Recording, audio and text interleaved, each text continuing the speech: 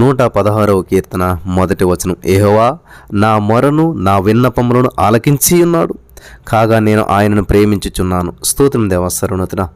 ఈ సమయంలో ఈ యొక్క వాక్యాన్ని ధ్యానిస్తూ ఉండగా మాతో మాట్లాడి ప్రతి వారికి వినగల చెవి గ్రహించగలదని అనుగ్రహించి విత్తబడిచిన వాక్యం వ్యర్థం కాకుండా ప్రతి హృదయంలో నాటబడి నూరంతల పంట అనుభవించినట్లు సహాయం చేసినందుకు వందనాలు, సమకూర్పించినందుకు వందనాలు. యేసు నామములో ప్రతి వారి జీవితంలో వాక్యం వెల్లడగడుతూనే వెలుగు కలగాలి, అద్భుతాలు కలగాలి. సహాయం చేసినందుకు వందనం చెల్లిస్తూ నజరేయుడైన యేసు నామములో ప్రార్థించి నమ్మి పొందుకుని ఉన్నాం తండ్రి, ఆమేన్. హల్లెలూయా. దేవునికి స్తోత్రం కలుగును గాక. ఈ సమయంలో దేవుడు చేసే అద్భుతమైన కార్యాలు మనం చూడాలి, మరి దేవుని యొక్క సన్నిధి మనం అనుభవించాలి. ఇక్కడ నేనేం చెల్లింతాను అని అడుగుతూ ఉన్నాడు భక్తుడు. 116వ కీర్తన చూసినట్లయితే దావీదు జీవితంలో మరి ప్రార్థనకు ఉన్నటువంటి విలువ మరో దానికి లేదు. ఇది అందరికీ తెలిసినటువంటి విషయం. దావీదు గారి జీవితంలో ప్రార్థనకు ఉన్నటువంటి విలువ మరో దానికి లేదు. ప్రార్థనలో దేవుని ముఖాన్ని చూచుట దావీదుకు లభించిన ఒక గొప్ప భాగ్యం. ఈ లోకంలో ఏది మరుగైనా కానీ దావీదు భరించగలడు, కానీ నిత్యము తాను చూస్తున్న దేవుని ముఖం మరుగైతే సహించలేకపోయేటువంటి వాడు. 116వ కీర్తనలో కొన్ని ముఖ్యమైనటువంటి అంశాలు మనం గమనించినట్లయితే ఇది కృతజ్ఞతా కావ్యం. సౌలు రాజు ఈటను తప్పించబడినప్పుడు గమనించాలి, సౌలు రాజు దావీదును భోజనానికని పిలిచి ఈట విసిరాడు చంపేయాలని చెప్పి.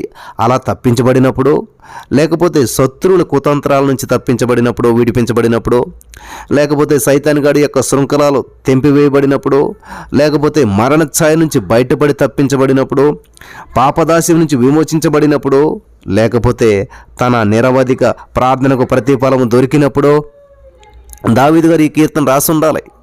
116వ కీర్తన 12వ వచనంలో యెహోవా నాకు చేసిన ఉపకారములకు నేను ఆయనకి ఏమి చెల్లించదను అనేటువంటి ప్రశ్న దావీదు వేసుకున్నాడు. ఈరోజు మీరు కూడా వేసుకోవాల్సిన ప్రశ్న ఏమనంట? యెహోవా నాకు చేసిన ఉపకారమును నేను ఆయనకి ఏమి చెల్లించదను. ప్రశ్నను ప్రశ్నగానే మిగిలించకుండా దేవుడు చేసిన మేళ్లకు ప్రతిగా దావీదు ఏమి చేస్తానని చెప్పాడో ఆలోచిద్దాం. అందరూ ప్రశ్న వేసుకుంటారు కానీ సమాధానం చెప్పరు. అందరూ ప్రశ్నించుకుంటారు కానీ సమాధానం దొరికినా కూడా దాన్ని చెయ్యరనమాట. కాబట్టి ఇక్కడ దావీదు ఏమంటున్నాడు? నేను ఆయనకి ఏమి చెల్లించదను అంటే అలా వదిలేసేయాలి. చెల్లించాడు. ఆయన ఏమి చెల్లించాడు అని చూసినట్లయితే 116వ కీర్తన మొదటి వచనంలోనే ఆయన ఏం చేస్తున్నాడు తెలుసండి? ప్రేమిస్తున్నాడు. దేవుణ్ణి ప్రేమిస్తూ ఉన్నాడు. దేవునికి స్తోత్రం కలుగును గాక. ఇది చాలా అద్భుతమైన విషయం. నేను ఆయనను ప్రేమించుచున్నాను. అర్థమైంది కదా? మొట్టమొదట మనం ప్రేమించాలి. ఏదైనా సరే దేవుడు మనల్ని ఎంతగానో కాపాడిన దాన్ని బట్టి మనం ప్రేమించాలి. కాబట్టి దేవా, నాకు ఈ పరిస్థితులు వచ్చాయి, ఈ బంధకాలు వచ్చాయి, ఈ సమస్యలు వచ్చాయి, ఇటువంటి పరిస్థితుల్లో ఉన్నాను, నువ్వు నాకు ఎన్నో ఉపకారాలు చేస్తూనే ఉంటావు. కాబట్టి నేను నీకేం చెల్లించాలి అంటే నువ్వు నన్ను ప్రేమించు అంటాడు దేవుడు. కాబట్టి ఇక్కడ దావీదు అంటాడు, ప్రేమిస్తాను నేను. దేవుడు లోకంలో అందరినీ ప్రేమిస్తున్నాడు. దేవుడు లోకాన్ని ఎంతో ప్రేమిస్తున్నాడు. ఇది నగ్న సత్యం. కానీ దేవుణ్ణి ప్రేమించే వాళ్ళు చాలా కొద్ది మంది కనిపిస్తారు. హల్లెలూయా. దేవుని అందరూ నమ్ముకుంటారు కానీ దేవునికి కొందరే నమ్మకంగా జీవిస్తారు. దేవుడికి కావాల్సిన నమ్మకంగా జీవించేటువంటి వారు. హల్లెలూయా. వింటున్నారా?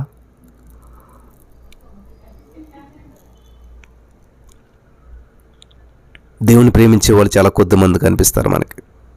ఆ కొద్ది మందిలో దావీదు ఒకటిగా ఎంచుకున్నాడు. తన హృదయం మీద చేయి వేసుకుని గుండెల మీద చేసుకుని నేను ఆయనను ప్రేమించేదనని చెప్పగలిగినటువంటి ధైర్యం దావీదుకు ఉంది. దావీదుకు దేవుని కార్యాలన్నా దేవుని మందిరమన్నా మక్కువ ఎక్కువ అనమాట.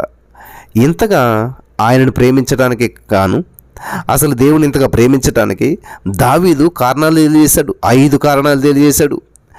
దావీదు దేవుని ప్రేమించడానికి కారణం, చాలామంది ఈ లోకంలో పలానా వ్యక్తిని ఇష్టపడ్డాను, ప్రేమించాను, పెళ్లి చేసుకున్నాను అంటే ఎందుకని అంటే కారణాలు చెప్తారు.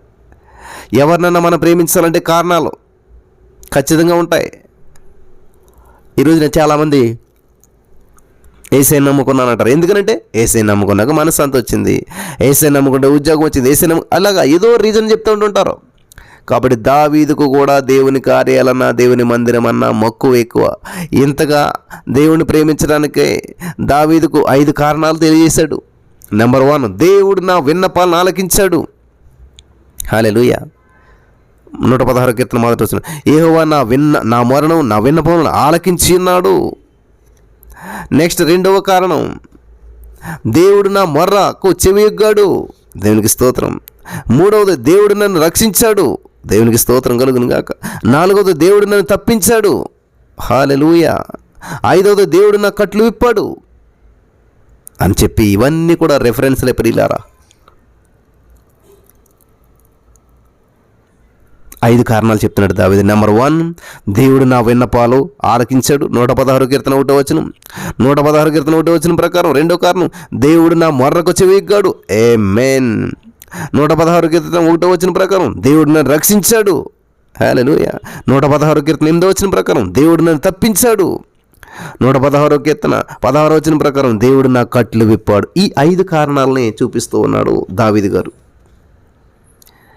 ఇక్కడ పై కారణాలు బట్టి దావీదు దేవుని ప్రేమిస్తూ ఉన్నాడు.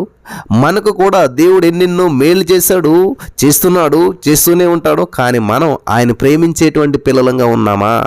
ఒకవేళ దావీదు వలె ప్రేమిస్తున్నాను ప్రభువా అని చెప్పగలిగేటువంటి ఆ ప్రేమకు ఒక షరతు ఉంటుంది. నిజంగా నేను కూడా ప్రేమించేస్తున్నాను, చేతులెత్తానంటే చేతులు ఎత్తేస్తాం. ఎంతమంది ప్రేమిస్తున్నారంటే అందరూ చేతులు ఎత్తేస్తారు. నిజంగా యేసయ్యని ప్రేమిస్తున్నామా?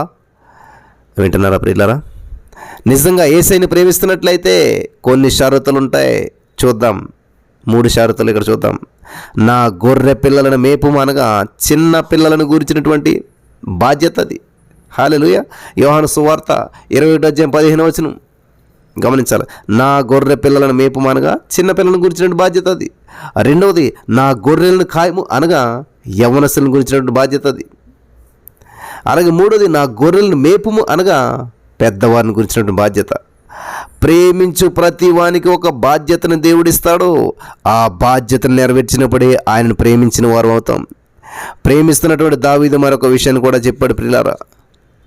హల్లెలూయా.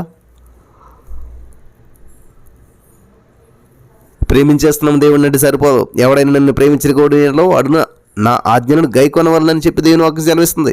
కాబట్టి ఇక్కడ దేవుడు చెప్తున్నాడు, నన్ను ప్రేమిస్తున్నావా పేతురు? ఎస్ ప్రభువా, నేను ప్రేమిస్తున్నాను. అయితే నా గొర్రెలు మేపు, నా చిన్న పిల్లలకు బాధ్యత వహించు. పేతురు, నన్ను ప్రేమిస్తున్నావు? ఎస్ ప్రభు ప్రేమిస్తున్నాను. అయితే నా గొర్రెలను మేపుము, కాయము. ఫస్ట్ ఏమంటున్నాడు? మేపుమన్నాడు. తర్వాత ఏమంటున్నాడు? కాయమంటున్నాడు. హల్లెలూయా. అనగా యవనస్తుల గురించి బాధ్యత. మూడవదిగా నా గొర్రెలు మేపు అంటున్నాడు, అనగా పెద్దవారిని గురించినటువంటి బాధ్యత. హల్లెలూయా. గమనించాలి, గొర్రె పిల్లలు, గొర్రెలు,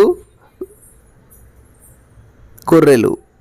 మొదటి గొర్రె పిల్లలు అనగా చిన్నవి, రెండోసారి గొర్రెలు అనగా యవనస్తులు, మూడోది ఏంటంటే గొర్రెలు అనగా పెద్దవారు. కాబట్టి ఇక్కడ ప్రతి వానికి ఒక బాధ్యతను దేవుడిస్తాడు. ఆ బాధ్యత నెరవేర్చినప్పుడే ఆయన మనం ప్రేమించిన వారు అవుతాం. ప్రేమిస్తున్నటువంటి దావీదు మరొక విషయాన్ని ఇక్కడ చెప్తూ ఉన్నాడు. రెండో పాయింట్ ఏంటంటే ప్రార్థించేదను. Number 1 ప్రేమిస్తానంటున్నాడు, next ప్రార్థిస్తానంటున్నాడు. 116 కీర్తన 13వ వచనం మనం చదివినట్లయితే అక్కడ రక్షణ పాత్రను చేత పుచ్చుకొని యెహోవా నామమున ప్రార్థన చేసేదను. దేవునికి స్తోత్రం కలుగును. రక్షణ పాత్రను చేత పుచ్చుకొని యెహోవా నామమున నేను ప్రార్థన చేస్తున్నాను. యెహోవా నామమున ప్రార్థన చేయుట కృపతో కూడినటువంటి గొప్ప భాగ్యం. ఎందుకంటే దేవునికి మానవునికి కలిగినటువంటి స్నేహ బాంధవ్యాలు తెగిపోకుండా కలిపేటువంటి ఏకైక వంతెన ప్రార్థన. ఈ ప్రార్థన యేసు కాలంలో ఆరంభమైంది. ఆదికాండం 4:26లో ఈ ప్రార్థన మొదటి మానవుడు దేవుని కుమారుడైన ఆదాము కాలంలో కానీ, అతని ముగ్గురు కుమారులైన కయీను, హేబేలు, షేతుల కాలంలో కానీ ఆరంభం కాలేదు. కానీ షేతు కుమారుడైన ఎనోషు కాలంలో ప్రార్థన ఆరంభమైంది. అనగా ఆదాము గారు జన్మించిన 235 సంవత్సరాల తర్వాత అన్నమాట. కాబట్టి ప్రార్థన అనగా అడుక్కొనటం, ప్రార్థన అనగా ప్రాధేయపడటం, ప్రార్థన అనగా సంభాషణ దేవునితోటి. కాబట్టి ఆనాటి నుంచి నేటి వరకు కూడా మానవుడు ఏం చేస్తూ ఉన్నాడు? ప్రార్థిస్తూనే ఉన్నాడు, ప్రార్థన చేస్తూ ఉన్నాడు. దావీదు జీవితంలో మరి ప్రార్థనకు ఉన్నటువంటి విలువ మరో దానికి లేదు. ఈ సత్యాన్ని మనం అంతా కూడా గ్రహించగలగాలి. ప్రార్థనలో దేవుని ముఖాన్ని చూడటం దావీదుకు లభించినటువంటి గొప్ప భాగ్యం. ఈ లోకంలో ఏది మరుగైనా కానీ దావీదు భరించగలడు, కానీ నిత్యము తాను చూసినటువంటి దేవుని ముఖం మరుగైతే సహించలేడు, సహించలేకపోయేటువంటి వాడు. అందుకే నీ ముఖం నాకు చాటు చేయటేయాలా అని చెప్పి 84వ కీర్తనలో తన ఆక్రందన వ్యక్తం చేశాడు. లోకంలో ఎన్నో నామాలు ఉండగా అన్ని నామాల కంటే హెచ్చింపబడినటువంటి యేసుక్రీస్తు నామమున సమస్తం మనకు సాధ్యమని చెప్పి యేసుక్రీస్తు ప్రభువు సెలవిచ్చాడు. యేసుక్రీస్తు ప్రభువు ప్రార్థన పాఠశాలలో ప్రార్థన విలువను నేర్చుకున్నటువంటి దావీదు భక్తుడు ధన్యుడు. ప్రార్థన విశ్వాసిని పాపానికి దూరంగా ఉంచుతుంది. ఇదే ప్రార్థన రహస్యం అనమాట. దావీదు ప్రార్థించేటువంటి స్వభావం మాత్రమే కాకుండా ప్రేమతో అర్పించుకునేటువంటి మనసు కూడా కలిగినటువంటి వాడు. అందుకే మొక్కుబలి చెల్లిస్తానని చెప్పుకున్నాడు. నెంబర్ 1 ప్రేమిస్తానన్నాడు. నెంబర్ 2 ప్రార్థిస్తానంటున్నాడు. నెంబర్ 3 ప్రేమతో మొక్కుబడులు చెల్లించేదను. 116వ కీర్తన 14వ వచనం. మన ఇబ్బందుల్లో, ఇరుకుల్లో, కష్టాల్లో, శ్రమల్లో, వ్యాధుల్లో ఉన్నప్పుడు,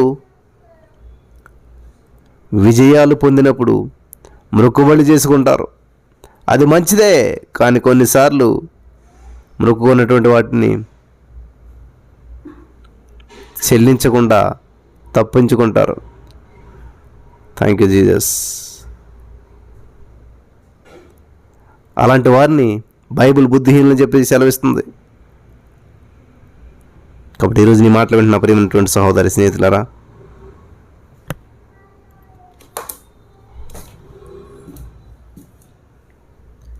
జాగ్రత్తగా వినాలి. పరిశుద్ధాత్మ దేవుడు పరిశుద్ధాత్మ కార్యాలు చేస్తూ ఉంటుంటాడు. కాబట్టి ఇక్కడ 3వదిగా చూసినట్లయితే ప్రేమతో మొక్కుబడులు చెల్లించేదను. 116వ కీర్తన 14వ వచనం. యెహోవాకు మొక్కుబడులు చెల్లించేదను, ఆయన ప్రజలందరి ఎదుటినే నేను చెల్లించేదను. మన ఇబ్బందుల్లో, ఇరుకుల్లో, కష్టకాలంలో, శ్రమల్లో, వ్యాధి బాధల్లో ఉన్నప్పుడు, విజయాలు పొందినప్పుడు మొక్కుబడులు చేసుకుంటాం. అది మంచిదే. కానీ కొన్నిసార్లు మొక్కుకున్న వాటిని చెల్లించకుండా తప్పించుకుంటాం.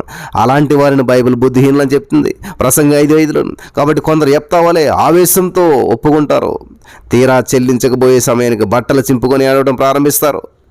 నీతిమంతులు ప్రమాణం చేయగా నష్టము కలిగినా సరే మాట తప్పరు అని చెప్పి కీర్తనకారుడు రాశాడు. 15వ కీర్తన 4వ వచనం. ప్రేమించిన, ప్రార్థించిన, బలులర్పించిన రక్షణ పాత్రను చేత పట్టుకుని చేయాలి. అంటే రక్షణ అనుభవం కలిగి నిబంధనలో నిలిచిన వారే దేవునికి బలి ఇష్టలన్నమాట. కాబట్టి అటువంటి భాగ్యం ఈ మాటలించిన వారందరికీ దేవదేవుడు అనుగ్రహించి నడిపించి బలపరచును గాక. ఆమేన్.